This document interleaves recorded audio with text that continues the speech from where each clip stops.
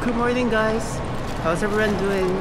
Today it's July 11th, 2025, and bound for Japan, bound for Nagoya, Japan ako. So, been there.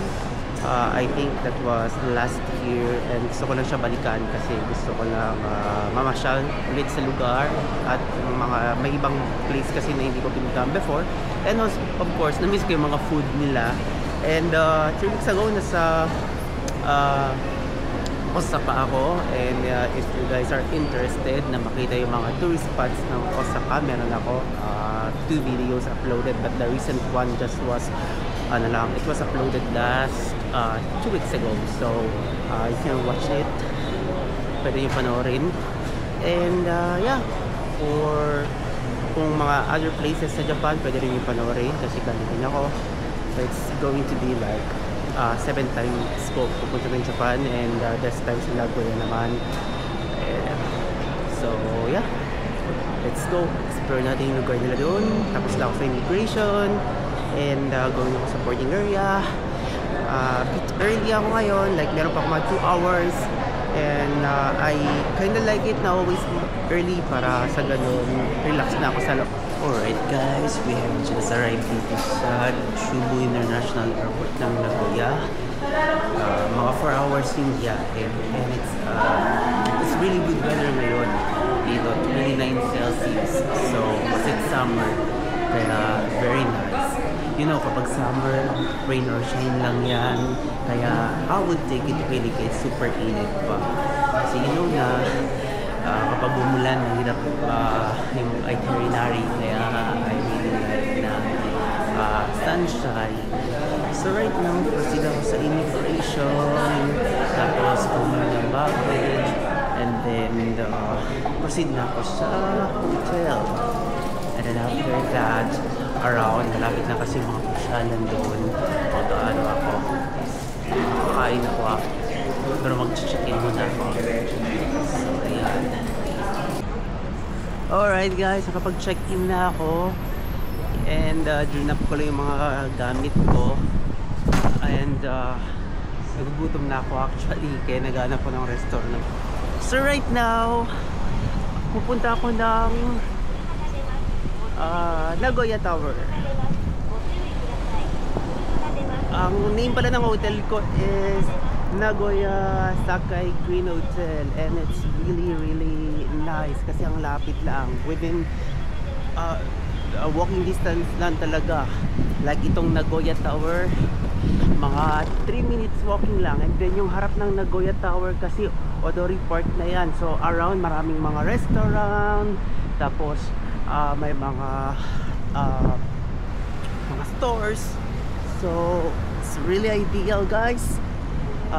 You consider pag pumunta kayo ng Nagoya, kumuha kayo ng yung mga within the Sakai Station. Normally maganda dyan banda, tsaka tumbukan siya ng subway. So yan, punta ako na. So this month it's still summer kasi it's July, summer dito, so mainit, 29 Celsius. Pagka nag-plan kayo pumunta dito, I think you have to bring your, not I think, pretty sure na kailangan nyo magdala ng eyeglasses nyo. It's very important. Yan ang number 1 na dapat nyo dalhin. Ayan siya. Awesome.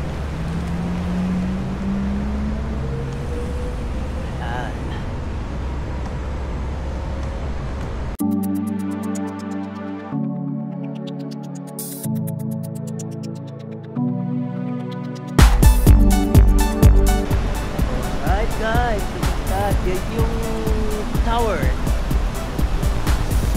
and sa harap na niya, Odori Park na rin to. Ayan, nice right?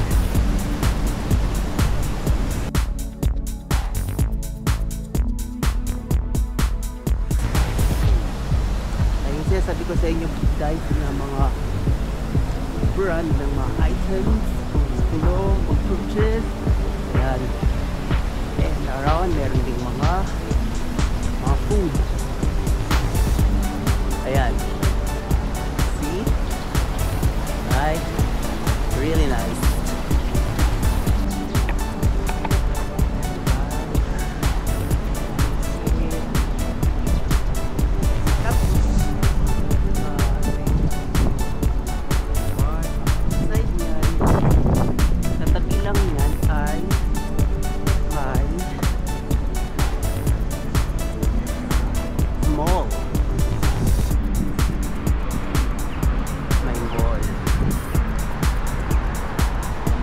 So, kabisado ko na rin paano tong lugar na to because nandito ako last year sa Nagoya.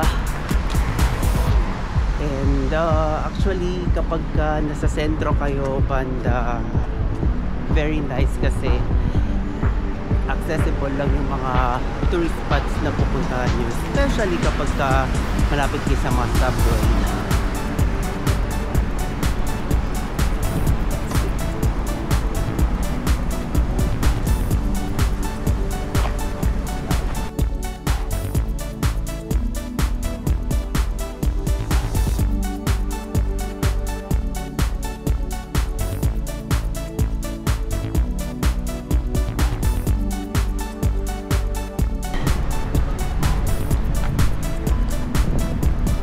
Nakikita nyo na parang abstract dyan sa baba yan, mall.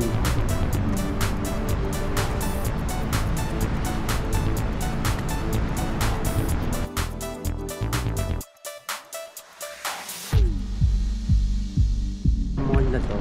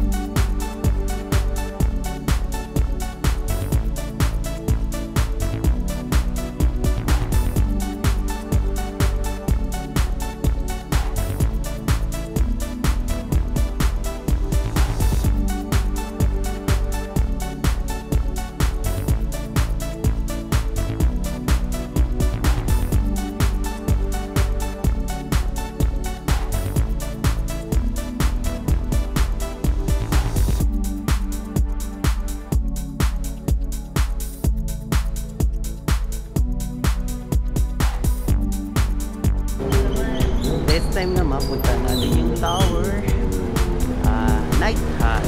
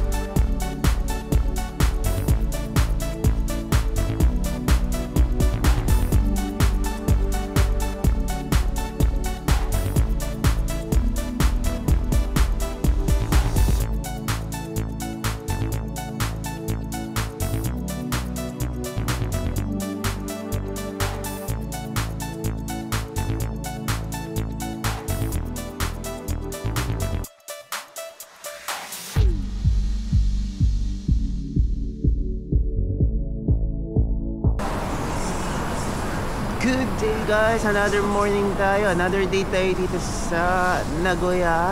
And Punta tayo sa MC Maglev Railway Park. Yung mga trains na ginagamit at yung mga dating mga trains na ginagamit.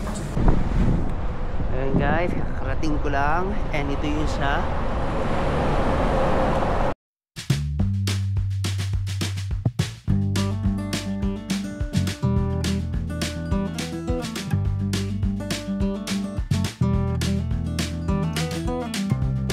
So nakakuha na ako ng ticket.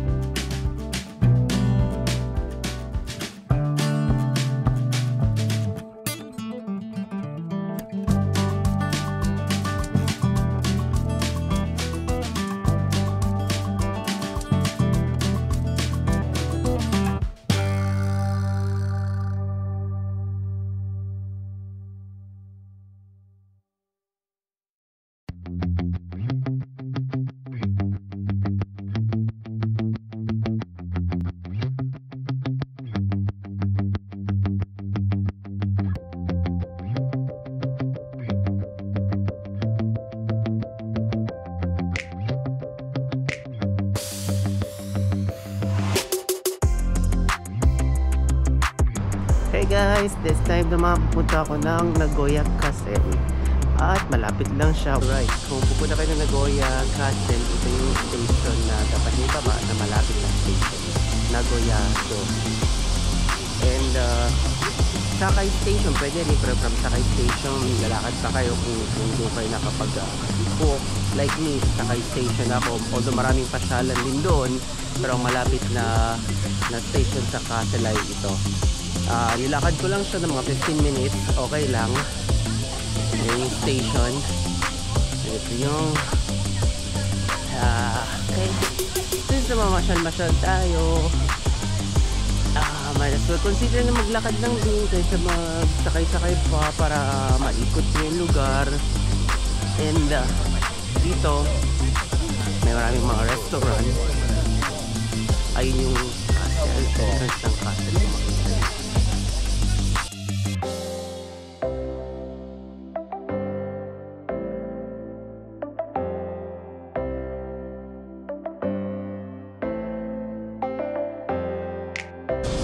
Ito yung entrance ng castle. May dalawang entrance actually ng castle dun sa kabila, pero dito ako dinala ng map kasi mas malapit ako dito pag naglakad. So ikot lang naman yung isang entrance.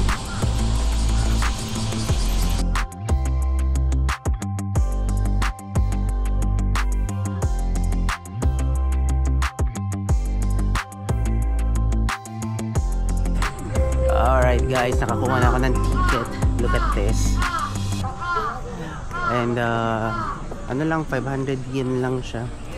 So nasa mga 200 pesos lang. So very affordable. Hello. Thank you.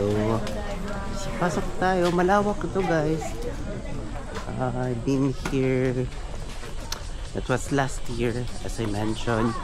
And malawak yung lugar sa loob. And I was able to mention sa vlog ko nung nasa Osaka ako, ang pinaka castle na gusto ko sa dito sa Japan, dalawa lang eh. I mean, nice siya lahat, but then kung i-rank mo siya kung anong magandang castle, in my opinion, I would say Osaka and Nagoya. And according din sa mga iba na nagbibigay ng opinion nila, ganun din.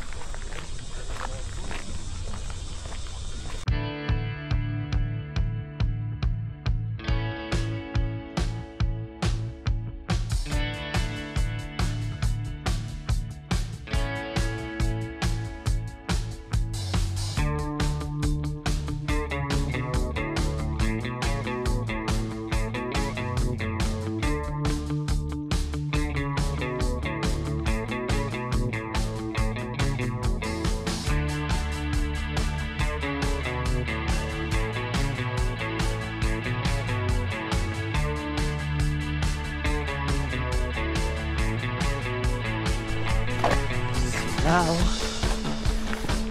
dito na yung entrance. I mean, pasok tayo dito para maabot natin yung mismong castle na.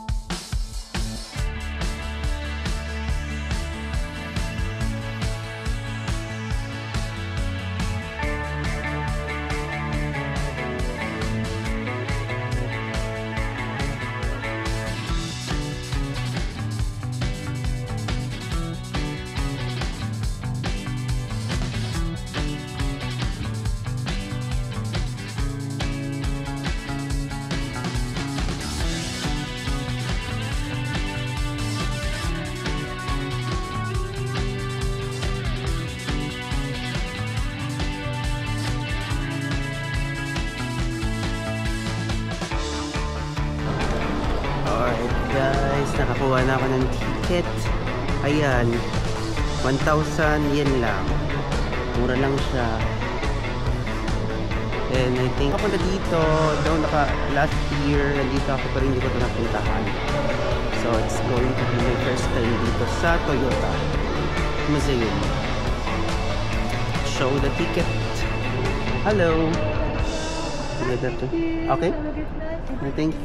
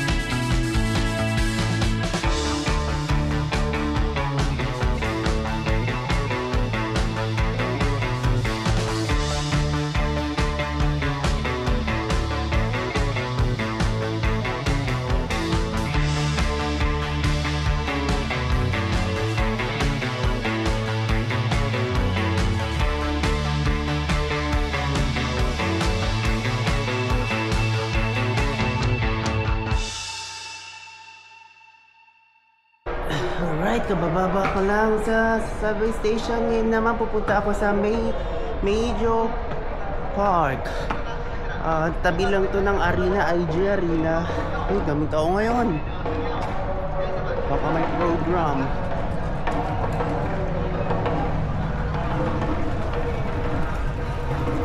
Yan yung Arena, IG Arena. And then, ito na, lakad-lakarin lang yan, park lang yan. And I don't know, ang daming tao. For some reason, may mga tao ngayon. Can't understand because I don't understand nga the language. But the way I see it, parang may pinopromote na kandidato. Because may mga posters,